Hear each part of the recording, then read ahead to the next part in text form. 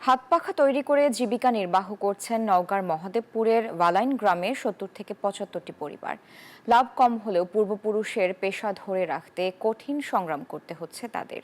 স্বল্প সুদে ঋণ এবং সরকারি সুযোগ সুবিধা পেলে আরও এগিয়ে যাবে বলে মনে করছেন কারিগররা। আর তাদের এই কর্মসংস্থানের জন্য সহযোগিতার আশ্বাস কর্তৃপক্ষের। নওগাঁ থেকে বাবুল আক্তার রানার তথ্যচিত্রে ডেস্ক রিপোর্ট।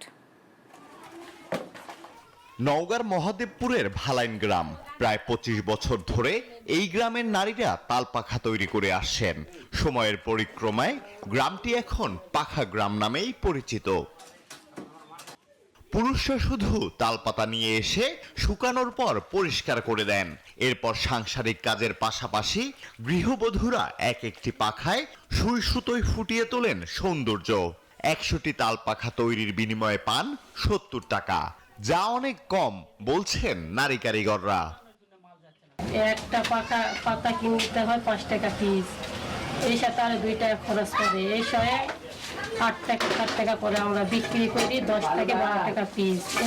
আমার পড়াশোনা করার ঝঞ্ঝাট আছে, আমার যেটুকু পাই আমার বাবা মাকে আমি কাজ করে এগিয়ে দিই। দেশের বিভিন্ন জায়গা থেকে পাইকার আসে, রাজশাহী, নাটোর, ঢাকা, কুমিল্লা, রংপুর সব জায়গা থেকে পাইকার আসে, এখান থেকে পাইকারি করে নিয়ে যায়।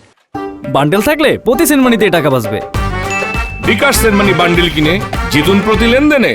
দিন দিন হাত পাখার চাহিদা কমে যাওয়ায় লাভের পরিমাণ খুবই কম, তাই সরকারি পৃষ্ঠপোষকতা সহ সহজ শর্তে ঋণের দাবি জানিয়েছেন কারিগর ও ব্যবসায়ীরা।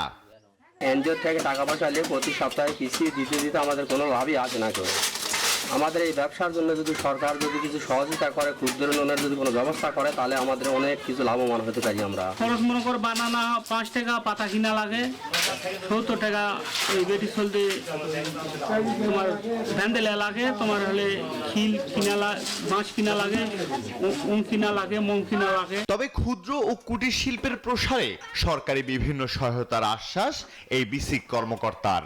যদি কোনো উদ্যোক্তা তাদের পণ্য বিপণনের সমস্যায় ভুগে, তাহলে কিন্তু মেলার মাধ্যমে আমরা কিন্তু তাদের পণ্য বিপণনের সহযোগিতা করে থাকি এবং বিভিন্ন প্রশিক্ষণ কার্যক্রম রয়েছে। যদি তারা কোনো ধরনের সহযোগিতা চায়, আমরা কিন্তু তাদেরকে প্রশিক্ষণের মাধ্যমে তাদেরকে দক্ষতা উন্নয়নের ক্ষেত্রে বড় ধরনের অবদান রাখতেছি। প্রতি বছর প্রায় ৫ লাখ তালপাতা ভালাইন গ্রাম থেকে দেশের বিভিন্ন জেলায় সরবরাহ করা হয়। আলহাদি খান, ডেস্ক রিপোর্ট, নিউজ 24।